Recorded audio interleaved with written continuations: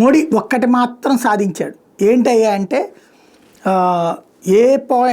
మోడీ ఇప్పుడు ధైర్యం చేస్తాడా లేదా అన్నది మాత్రమే చూడాలి. మోడీ సాధించినటువంటి దాంట్లో మత సామరస్య కార్యకలాపాలు, దేశవ్యాప్తంగా ఉగ్రవాద అణచివేత, నక్సలైట్ల అణచివేత, ఇట్లాంటివన్నీ ఒక ఎత్తు అయితే, ఇప్పుడు మోడీ ధైర్యం చేస్తాడా లేదా అన్నటువంటి తేలాల్సినటువంటి అంశం మాత్రం జ్యుడిషియల్ రిఫార్మ్స్కి సంబంధించి న్యాయ సంస్కరణలు అంటూ ఆ మధ్యలో ఒక చట్టం తీసుకొచ్చాడు. కానీ ఆ చట్టాన్ని సుప్రీంకోర్టు కొట్టేసింది.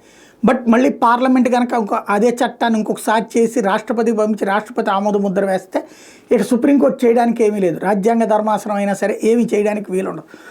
అలాంటి పని చేయాలంటే తెగించాలి. క్రిందటిసారి బిల్లును తిరస్కరించారు, ముందు ఓకే అయ్యింది. ఓకే అయిన దాన్ని కోర్టు కొట్టేసింది. ఇప్పుడు తాజాగా ఏదైతే వర్మగారి ఉదంతంలో జరుగుతున్న పరిణామాల నేపథ్యంలో మళ్ళీ ఇది చర్చకు వచ్చింది.